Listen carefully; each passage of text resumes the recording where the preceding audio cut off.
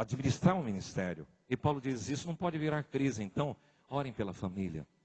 Ora pela família para que os dois estejam a mesma visão. Eu já vi colegas quebrarem o ministério, porque não havia uma convergência entre os cônjuges sobre o ministério. E aqui, meu irmão, escutando alguns líderes de células que reclamam no exercício do ministério pastoral, falam, nossa pastor, se um grupo pequeno, com poucas pessoas já tem tanto problema, e imagina como é difícil lidar com um monte de gente, as pessoas, não é fácil lidar com isso. E eu queria então compartilhar aqui algumas lidas, algumas experiências que a gente já enfrentou nesses 25 anos de ministério pastoral ordenado e 30 anos de ministério efetivo de pastor. Uma coisa que me marcou muito no início, em 87, estávamos em Maracaju, começando a igreja lá em Maracaju com um grupo pequeno, e 12, 15 pessoas. E um casal lá, muito prendado, eles tinham organizado o salãozinho, a igreja, ele era marceneiro muito habilidoso, ele fazia a liturgia do culto, era uma pessoa assim, que eu imaginei, esse cara vai ser um líder aqui, vai me ajudar, porque eu estou em Dourados, vim aqui, durante a semana ele pode me ajudar. Não deram 3 meses, ele chegou, pastor, nós estamos voltando para o Paraná. Falei, Deus, e agora? Bom, hoje é a igreja, mas aquilo machucou o nosso coração. Que tal? Durante 3 anos, toda semana, 87, 88, 89, faça frio, faça sol, faça calor, faça chuva, você se deslocar 140 quilômetros, porque na época você tinha que ir para o Rio Brilhante, ou pela estrada de terra, e algumas vezes com o Fusca 1500, para servir um grupo de pessoas, para que Cristo fosse formado naquele lugar.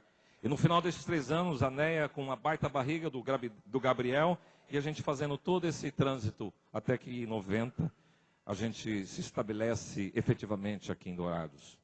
Mas eu confesso para você, com chuvas no meio do caminho, com carros não tão bons, não foi fácil fazer isso. E nas conversas longas, tem uma cena que muito me chama a atenção, naquela época nós não tínhamos celular, jovenzinhos, dá valor nas coisas. Eu e Neia falávamos com os nossos pais, todos morando em São Paulo, com minha mãe e ela com os pais dela. Tinha um orelhão em Rio Brilhante, bem na praça, todo domingo, 9h30, 9h45. Nós ligávamos para os nossos pais para dizer como é que nós estávamos.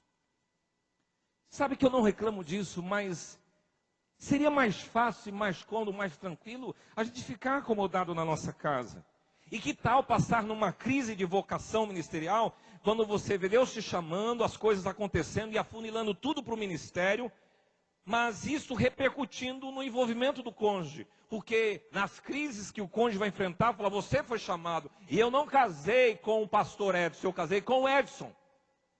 E eu tenho que administrar para que, ou eu vou ficar só com ela, ou vou ficar com o ministério. E isso daí é uma coisa amedrontadora no chamado. E com algumas crises, com algumas lágrimas, com algumas discussões acirradas, nós vamos continuar no ministério. Ah, não quero ir, vai comigo. E Deus honrou. Mas isso foi o que nós vivemos. Nas experiências, eu fiquei sabendo um tempo, há 3 anos atrás, que uma vez eu quase apanhei, sem saber. Porque veio uma pessoa na igreja, que Soegon Lenz, ele é pai da Luciana e do João Rosa. Ele veio na igreja, primeira vez, chegou em casa muito bravo, chamou a filha, Mari, o que você falou para o pastor lá? Eu não falei com o pastor, ele contou toda a minha vida, eu vou quebrar a cara daquele homem. Ele me contou isso há 3 anos atrás. Eu jamais imaginava que aquilo tinha acontecido. Então a gente sofre risco. Eu já vi dentro do nosso gabinete uma pessoa que era chefe da Federação Espírita de Dourados, entrou dentro do gabinete, um outro bandido fazendo ameaça, dizendo, pastor, vai ser assim, assim, assim. Mas maior é aquele que está em nós do que aquele que está no mundo. Mas é isso que a gente encara no ministério. Fora os boatos maldosos, que eu tinha um caso com uma irmã da igreja, esposa de um irmão querido. Certa vez um membro da igreja foi até a minha casa, uma mulher.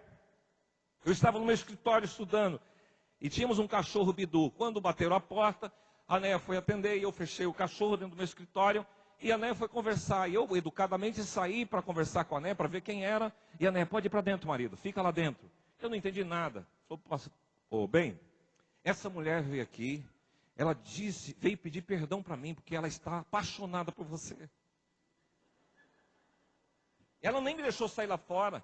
E a Neia nunca vi orar tanto para que uma mulher casasse e se mudasse da cidade. E essa mulher fez isso. Mas se coloca no lugar dela. Você ri porque não é você, mulher. E aí? Porque isso vem em cima de mim também. E como lidar com o filho? Mulher de pastor é muito mulher sem nome. Porque ainda hoje a gente está andando na cidade, encontra no shopping, encontra na rua. Eu e Neia de mãos dadas, que as pessoas dizem, oi pastor. Mas cadê a mulher? Por que não falou, oi pastor e Neia? Você queria ser alguém assim? Que as pessoas olham para você, mas não ignoram as pessoas que estão do seu lado? Você é uma abençoada. Porque isto, se ela não tiver estrutura emocional, não entender o ministério e a vocação, ela detona a vida dela e detona a minha vida. E filho? Planejando filho, sempre gostei de filhos educados. Para mim, os maiores problemas com os filhos são vocês, pais. Meu pai me ensinou assim, não permitia ficar correndo de qualquer jeito, em qualquer lugar na igreja, muito menos na igreja.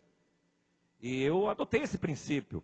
E em Maracaju ensinava assim, e os irmãos de lá falaram, você vai ver quando você tiver seu filhinho. O cara não vai parar quieto na igreja, vai andar para lá e para cá, vai ser um capetinho. Eu falei, está amarrado no nome de Jesus, ele não vai ser isso que vocês estão dizendo. E parece que havia torcida para que isso acontecesse. Graças a Deus não aconteceu. Gabriel ficava sempre sentado com a mãe, e ela tinha o trabalho, ela não ficava fazendo outras coisas. Porque tem muita gente que pensa que a esposa de pastor, ela tem que tocar teclado, ela tem que dirigir departamento infantil. A minha esposa, eu quero que ela seja minha esposa. E dê suporte para que a gente consiga ser liberado para um ministério. E ela cuidou bem do filho. E uma vez, Gabriel já grandinho, em casa, pequeno ainda, mas com uns 4 anos, 3, criança sempre em casa com seus pais. E aí os brinquedinhos dele, as crianças brincavam. Depois era hora de ir embora, a família ia sair de casa. E a criança começava a chorar que queria levar o brinquedinho do Gabriel. E esses pais que não têm autoridade, deixa eu levar, depois eu te entrego. Dá vontade de dar uma surra no pai. Tá bom, meu irmão, pode levar. E o Gabriel, pai, ele vai levar o brinquedo, deixa, filho, depois ele devolve. Quantos já não passaram por isso? Agora, inverte a moeda. Nós vamos na casa de um irmão fazer uma visita e lá tem crianças. E essas crianças, às vezes, têm brinquedos. Vocês acham que todas as crianças permitem as outras crianças brincar com os brinquedos dela? Não. E o Gabriel, pai, eles não deixam eu brincar. E um dia ele ficou chateado, sentou, morava lá no fundo da igreja, naquela casa, ele sentou na escada da igreja. Pai, eu não entendo.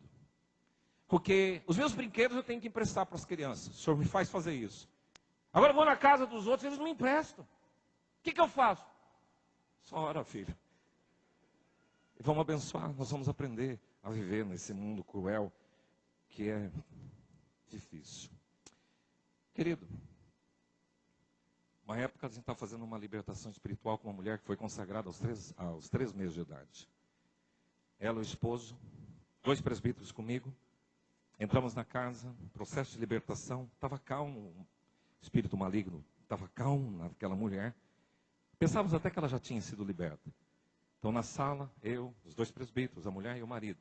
De repente essa mulher, devagarzinho, sai, como se estivesse tudo bem, e vem para o corredor e vai para o quarto que era à direita. Eu falei, eu vou atrás, eu não senti paz naquilo. E quando eu vejo, ela vai em cima do guarda-roupa, pega um revólver, e eu falo, ela está armada. Aí os presbíteros saem voando de lá de dentro e deixam eu sozinho com aquela mulher. Vocês riem porque não é vocês também. Mas Deus nos dá tanta capacidade, peguei, tirei, força também Ele dá. Arranquei o revólver daquela mulher, mas isso marcou a minha história. Porque em alguns momentos a gente corre alguns riscos. E no ministério essas coisas acontecem. Fora de pensar na vida profissional. Porque no banco onde eu trabalhava, as pessoas iam em tom de brincadeira. Edir Macedo, vamos encher o douradão. Eu quero ser pastor mesmo. Um dia eu quero ser pastor, viver bem. E na igreja, eu falo, nossa, pastor, eu quero ser funcionário do Banco do Brasil, trocou de carro. Eu falei, meu Deus, como é crítico isso, né? Uma vez eu tive uma dificuldade de trocar um carro. O Mário Rubens tinha um Córdoba. É um carro que é o mesmo Polo. E achava aquele carro bonito, ele ia fazer a troca. E não era um carro caro. Mas ele era importado. Eu falei, o que os irmãos da igreja vão pensar? Tá vendo, pastor, agora um carro importado. Eu cheguei para o conselho e falei, irmãos, esse carro está dentro de um valor bem tranquilo. E ele é da Volkswagen espanhola, da Fiat. Não, pastor, fica tranquilo. Você sente o nosso drama? Para que as pessoas não cheguem e falem assim, está vendo aquele lá, está usando dinheiro da igreja? E essas crises nós, pastores, temos que administrar dentro de nós, para não dar um motivo para ninguém chegar e apontar o dedo. Fora situações de gabinete pastoral, reuniões pesadas, gente que de forma desrespeitosa, mal educada, vem para desacatar, para criticar, para acusar a igreja, para falar mal da liderança tal, porque o fulano não sei o quê, por não sei o quê, acabando com a igreja. Ah, não é assim que dirige a igreja. Eu falei, nossa. Pastor, o senhor não tem um dom de pastor? Uma vez eu escutei isso. Eu falei, tá bom, querida. Pastor, o senhor tem que levar o seu filho no psicólogo. Por quê? Não, porque você nunca precisou. Mas as pessoas começam a ditar o que é que a gente tem que fazer. Fora os tratamentos conjugais, que já críticos, e você tenta de tudo para no final ali, que já está tudo complicado, e não há possibilidade. Depois eles ainda saem e falam que você que foi culpado da separação dos caras. E Deus, o Senhor conhece o nosso coração. Bom, confrontar pecado das pessoas, planos para a igreja, isso aqui é uma coisa que envolve nós. Porque, é muito comum ouvir, eu não contribuo com a construção da IPI de Dourados, porque eu só vou começar a contribuir quando a gente começar a construir. Fala, puxa vida, meu irmão, graças a Deus pela vida de outros irmãos, com outra visão, que entenderam que esta construção é para acontecer no tempo de Deus. E essas pessoas hoje conseguiram manter um laço para que hoje a gente consiga fazer uma proposta plausível dentro do nosso orçamento. Eu agradeço a Deus por essas pessoas que entenderam a visão. E não por você que está esperando começar lá para você contribuir. Mas isso a gente enfrenta na largura ministerial, porque alguns ainda vêm falar isso para nós. Tá bom, querido? Deus tenha misericórdia da sua vida e da nossa também. Fora aquelas pessoas que exigem demais na igreja e que não contribuem nem com dízimos, nem com ofertas. E querem tudo funcionando na igreja. Ô, meu irmão, gente que tem postura doutrinária diversa. Eu não concordo com o batismo infantil. Vai para a igreja batista, meu irmão. Não tem de você, irmãos em Cristo. Eu não gosto da forma de governo representativo. Eu quero o episcopal. Vai para a metodista. Eu queria uma igreja do aleluia, do reteté, do glória a Deus. Eu quero as coisas acontecendo, o fogo caindo. Vai para a igreja pentecostal, da neopentecostal. Não tem problema. Esses dias eu fui na nossa classe, pessoas que estão sendo recebidas para a igreja. E falou assim, olha, se você quiser uma igreja tradicional, não é IPI. Se você quiser uma igreja pentecostal, não é IPI. Se você quiser uma igreja que é centrada, que é aberta a guardar as coisas que os nossos pais legaram, mas uma igreja aberta aos dons de Deus, você é bem-vindo. Mas não entra aqui e depois querer mudar a igreja. Está entendendo? Mas isso a gente enfrenta, porque às vezes a gente tem que lidar com os membros encardidos, turrões, que fica pentelhando. E é importante que você seja um abençoador. Pessoa que, se Deus tem honrado o ministério dessa igreja durante esses anos todos e continuará honrando, apoie, abençoe, ore.